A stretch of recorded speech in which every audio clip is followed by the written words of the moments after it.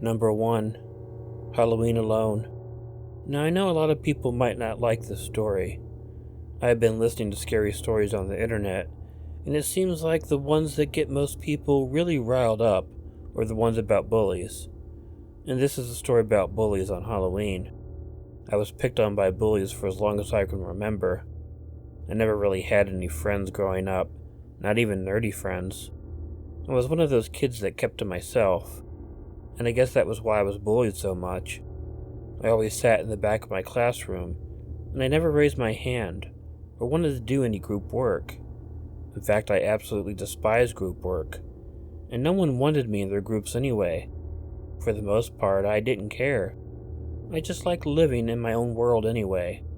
But it did bring a lot of abuse my way. There was name-calling, which no matter what people tell you, is really bad and it can hurt you deeply. I would occasionally get shoved down, although the bullies didn't really get into fights with me. When I was 14 years old, I was still going through this kind of thing. But it bothered me a lot more because, of course, those were the years that boys have tons and tons of testosterone in their systems, and they can get a lot more mean and aggressive. So I got a lot more teasing, and really came to hate high school gym class.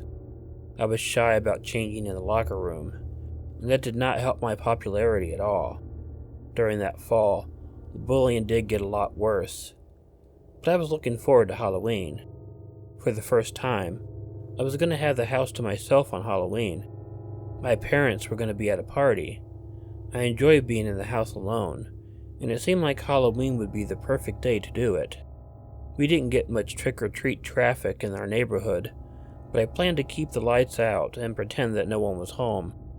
I had some movies that I was going to watch and just have a quiet and alone night. So I was at home watching a movie when I heard the strangest noise. It felt like someone was tapping on my living room window. It got my attention at first, but then I figured it was just an animal or something, so I didn't pay attention to it long. Another time went by, and I heard the noise again, except this time it was coming from a different window, but it was the same noise and the same number of taps. That was really concerning, and I paid more attention to it this time, but looking over at the window, I wasn't able to see anything. I tried paying attention to my movie again, but it was hard to get right back into it. I once again heard the tapping noise, except this time, when I looked at the window it was coming from, I saw someone outside of the window. It was just for a split second, but I saw them duck down from the window. I knew immediately what was going on. However, I'd been bullied enough, and it was Halloween, so I knew that the kids who bullied me were playing a cruel prank on me, and I wasn't going to put up with it. I went and turned on some lights to show that someone was at home, and then I decided to go to the door and tell the bullies to get the hell off our property, or I was going to call the police. When I opened the front door, I was cut off before I could say anything. There was a jack-o'-lantern sitting on the porch. It was covered in what I thought was fake blood, and had razor blades stuck in it all over the place. It was lit, and smiling at me, which made the entire thing just that much more terrifying.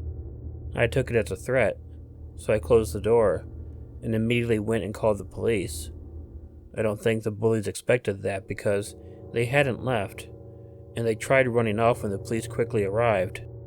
I guess that was my Halloween treat, seeing the police scare the crap out of the bullies, who had scared the crap out of me for so many years.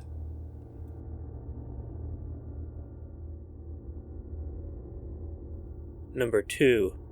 What if? I'm the kind of person who tends to overthink things. The smallest splinter becomes an infection, requiring amputation in my mind. So it's no surprise that when I hear something in the house, I feel I have to check it out because the one time I won't is the time that something terrible will actually happen. So on a night when I was alone in my room watching TV, I heard an odd bang from my roommate's room. It should be no surprise that my mind immediately went to the worst possible place. The problem is that every time I hear something, I check with my roommate to see that she is okay, and I probably annoy the crap out of her. so I heard what sounded like a bang or crash or someone falling. I didn't know what to do. It was not uncommon for me to hear similar noises from their room. Some of the furniture was wobbly, and if she closed the drawer on the dresser, it would bump the wall and make a loud banging noise. Other furniture had similar issues, so I rationalized that it was probably nothing more than that, and I tried to go back to watching my show. But no matter what, I could not shake the thought that something terrible may have happened in her room, and she could be lying there, now unable to call for help, and I was just going to watch TV while she died. At the same time, I thought, it could be nothing, and I could just be annoying her, so I decided to send her a text, just to make sure all was well, but I got no response. Both of our rooms were at the back of the house, so I thought perhaps the noise had actually come from the back porch, perhaps raccoons looking for a snack. While I awaited a text saying she was all well, I got up to check the porch for raccoons. I peered out the window into the darkness and turned on the light, only to see it flicker like a light in a horror movie. My mouth went dry, and I felt a chill, but I told myself I was being silly. I peered into the flickering light and saw that all was normal on the porch. I turned off the light and looked at my phone. There was still no response from my roommate. "You're being stupid. They just haven't seen the message," I told myself. "You're worrying over nothing." But even as I told myself this, I thought, but what if?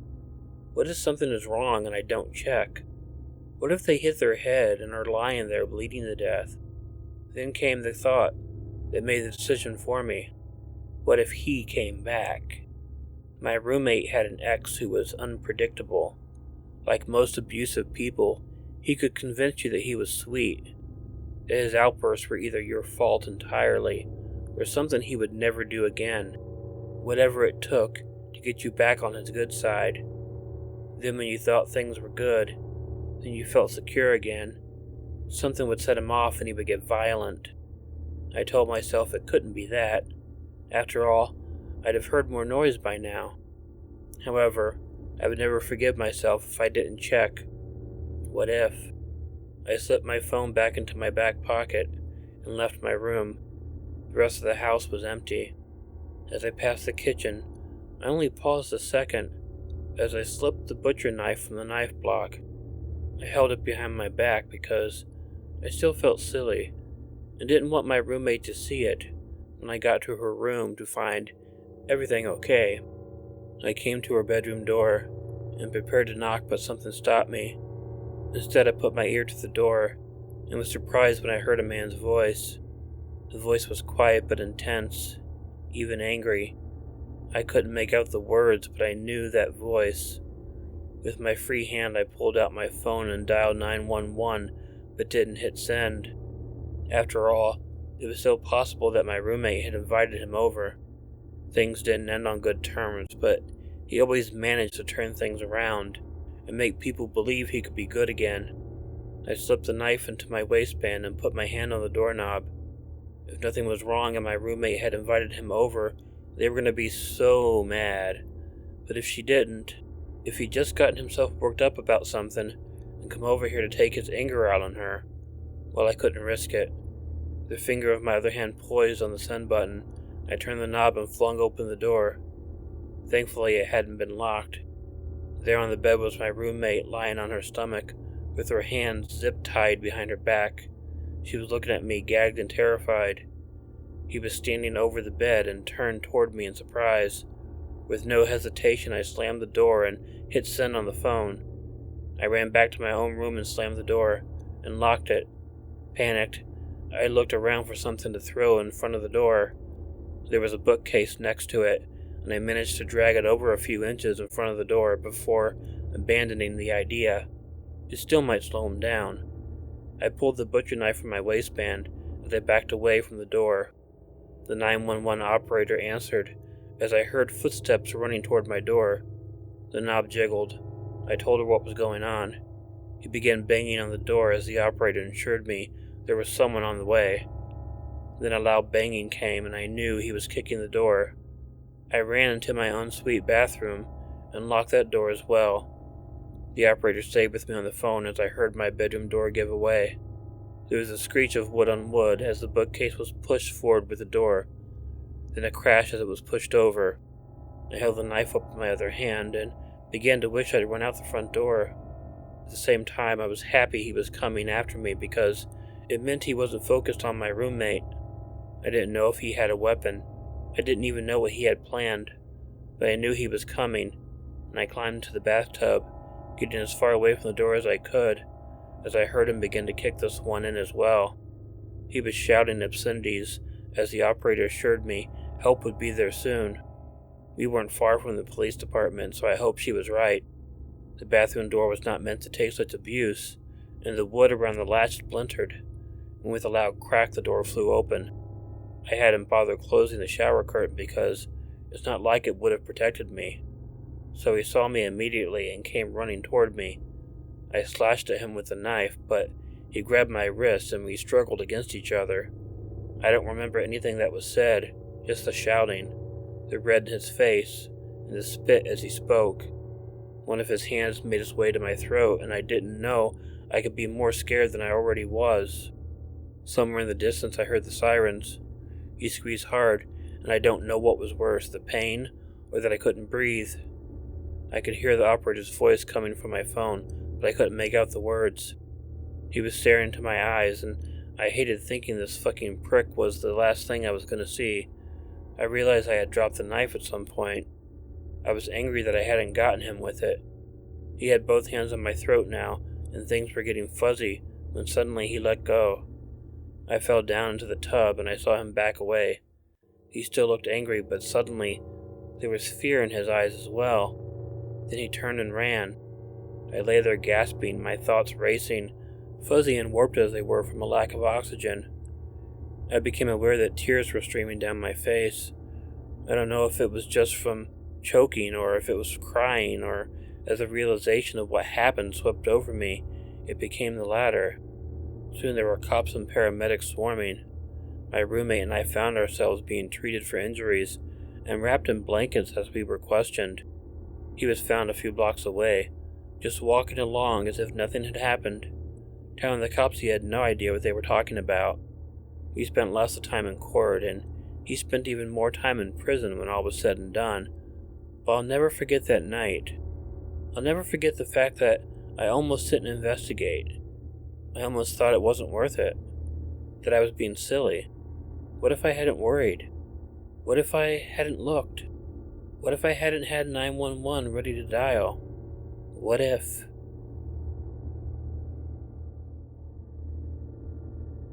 Number 3. Shilo and the Halloween that almost wasn't. On a cool Halloween day, I watched as my chocolate cream tortoiseshell cat Shilo made her way across the open ground on my uncle's 60-acre plot that we lived in Little Rock, Arkansas. Our trailer was situated on the furthest edge of the acreage, nestled along a stretch of wood at the side of the property. I was looking out the open front door when I heard a sudden commotion coming from the direction of a small group of trees clustered near the man-made lake my uncle kept stocked with fish. It was Shilo. From where I stood, I saw flashes of deep blue, white, and black, accompanied by the telltale screams of a band of jays attacking something. Poking my head a little further out around the edge of the door, I saw the entire scold dive-bombing my cat. The party had collected to defend their area against this tiny little marauder, no matter the cost, and were skimming Shilo's small, bridal-colored back. Stoically, she put up with it, making her way back to the trailer until she saw me just inside. Then she ran for the open trailer door. One jay in particular, who was bigger than the rest and obviously the leader, kept trying to peck her on the back of the head. Swooping relentlessly, he kept biting at her ears and pulling tufts of fur from her tiny, 1-year-old body.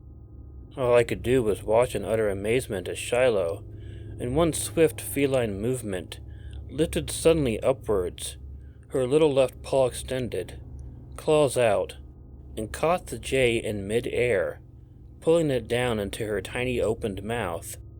She clamped down on the bird, but without killing it. She did all of this in one motion, was still in the air before landing back on all fours onto the dying grass of summer. A field recruiter for the Toronto Blue Jays would have signed her up on the spot. Meanwhile, the jay held fast between the jaws of my little MLB hopeful, squawked and pled for mercy. I smiled momentarily at the just reward Shilo had meted out to her former antagonist. I knew, however, that if I didn't intervene right away, Shilo would have killed him instantly. Victoriously, Shilo made her way to the trailer's porch, the dugout, where I stood, rapt at her graceful feline prowess. She stopped in front of me, the bird not moving in her dainty little mouth, and just stood there looking at me as if asking, "Mom, can I have him, please?" In an amused yet stern voice I said, "Shilo, drop it." Shilo, loyal and true blue, immediately dropped the jay at my feet. Whenever my tone of voice was urgent, she'd almost always do the thing I asked. At first the jay didn't move, so I half feared the worst. But as I picked it up and held it gently in my hands, feeling its warmth, examining it for blood or puncture marks or any out-of-place plumage, Shilo was nothing if not extremely fastidious. Miraculously, it opened one eye and blinked at me as if to say, "Thank you, human." It had been playing possum. Jays are famous for that. Opening its large black beak, it began taking in big gulps of air. It was utterly exhausted. I let it rest there in my open hand and closed the door. Shilo, still watching, sat quietly. Because there was no longer any screaming outside, I imagined his fellows were doing the same. I ministered to him for some hours, and after I was completely sure he was all right, I released him with a warning to not pester Shilo ever again, or next time, I might not be in time to intervene on his behalf. As the day grew towards early evening, the light turning to dusk, a full moon rose out of the east just over the trees. She showed her perfect Halloween party face, red, orange, and yellow like candy corn, hovering on the darkened horizon, with a plethora of stars adorning the sky behind her.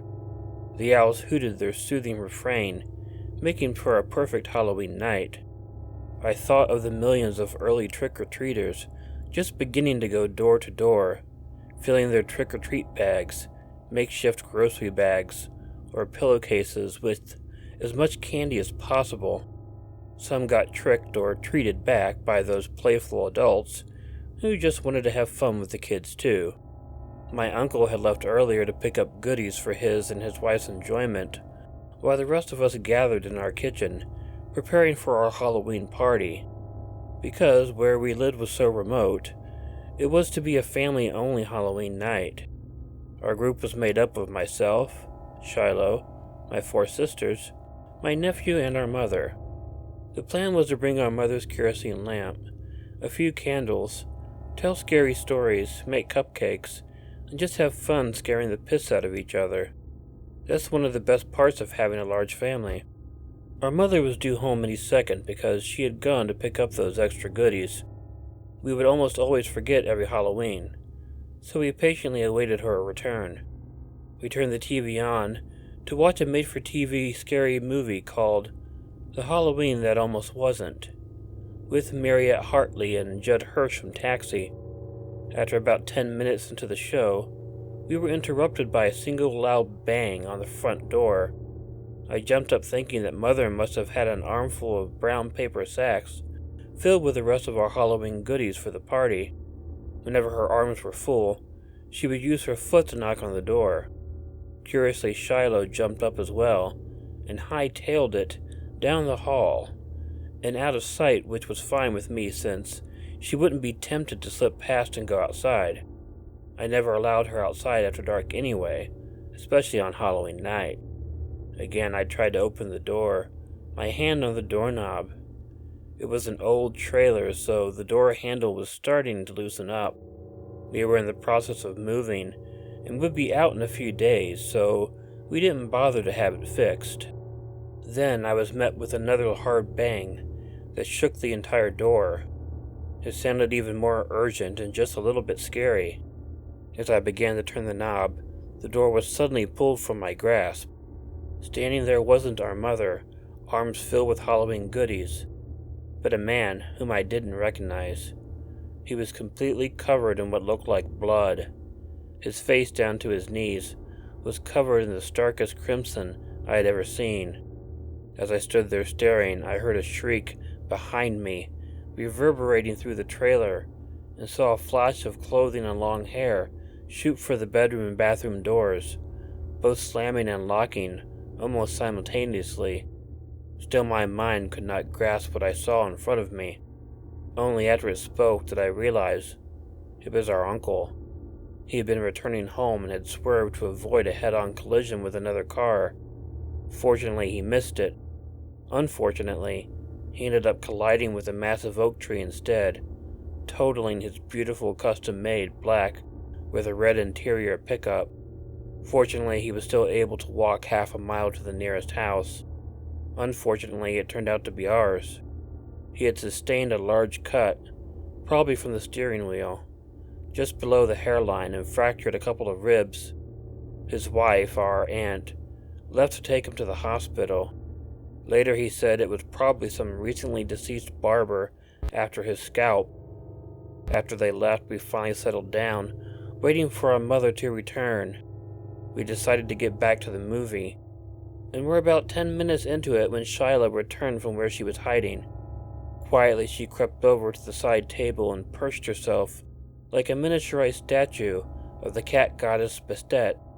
The sheen off her multicolored coat gleamed like iridescent lacquer off the table lamp and TV screen. Before long, she broke her pose and climbed down under my feet. When she was little, she could never sit in one place very long. This time, however, she heard something before any of us. Her eyes were incredible. They were wide open and crystal clear like glass. I followed the angle of her stare and realized that she was looking at the doorknob. It was moving, like there was somebody just on the other side, trying to get in. It was locked. After what had happened to our uncle, no one dared to go to the front door, so we all just sat there frozen, hoping it was Mother back from the store. Then, as if out of a nightmare, the locked door violently flew open and slammed closed and bounced open again, punching a huge dent in the side of the trailer. From where I sat, I could see there was no one there. I hoped it would not be there again tomorrow. None of us knew how many minutes elapsed before anyone moved. We were all waiting for some horrific figure to emerge and rip everyone from limb to limb. I began to wonder what our uncle saw to cause him to hit that tree. After everybody else screamed and fled the room, for the second time that night, the only ones who ended up staying were Shilo, me, and my older sister Linda. Linda and I stayed because we were afraid for our mother. Shilo for the same reason, but also because whatever I did, Shilo was always there to back me. Linda, now behind me, whispered, "Cat, there's no one there. Do you think it might be a poltergeist?" I whispered back, "I don't know, Linda, maybe. Your guess is as good as mine." Nonetheless, we had to eke out every last bit of courage after the incident with our uncle. Linda put her hand on my left shoulder, scaring the hell out of me. She giggled and reassured me that everything was going to be all right. She whispered that Christ Jesus was there to protect us. I agreed. Together we bravely crept towards the open door. I could feel the cool night air and the smell of the pond wafting through. It was both refreshing and unnerving. Once we reached the door, I reluctantly stepped out onto the porch to close it, scanning the surrounding area for any movement, while at the same time looking out for our mother's car. Shilo, her eyes alert and attentive, and her ears swiveled to catch the slightest sounds, indicated that she did indeed see and hear something, but it turned out to be Mother, returning with the goodies. We all breathed a sigh of relief when we heard the sound of crunching gravel and saw the headlights of my mother's Olds 98. I thought again about our resident poltergeist. Linda was probably right. Shilo gave me one of her long, languid, slow-eyed blinks. She knew what I was feeling and thinking. Together we watched my mother drive up to the trailer, and that's the tale of our Halloween. That almost wasn't.